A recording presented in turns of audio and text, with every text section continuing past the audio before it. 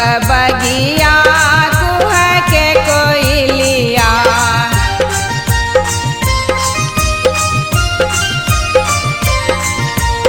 आमक बगिया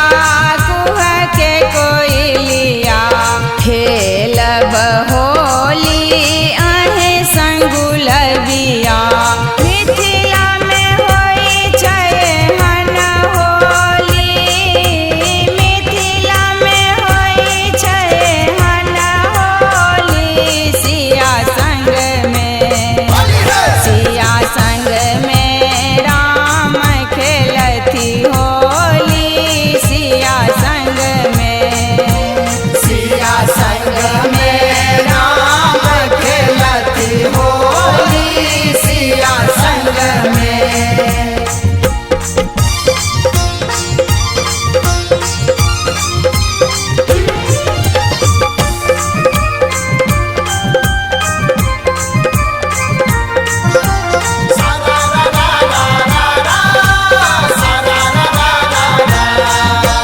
होली में पियर लाल गुलाल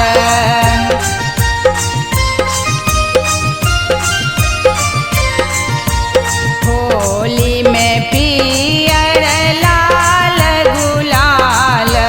बसंत मास सब फगुआ खेलायल मिथिला में होई छै हन होली मिथिला में होई छै हन होली सिया संग में राम खेलती होली सिया संग में राम खेलती होली सिया संग में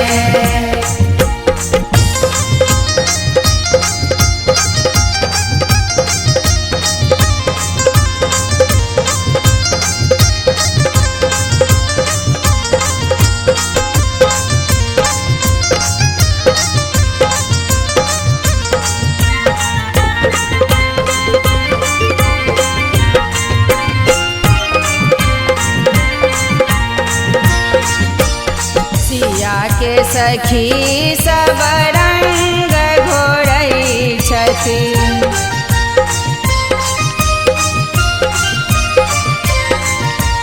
सिया के सखी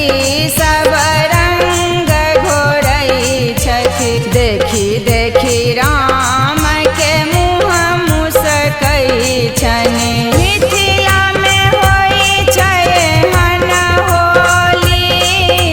मिथिला में होई छै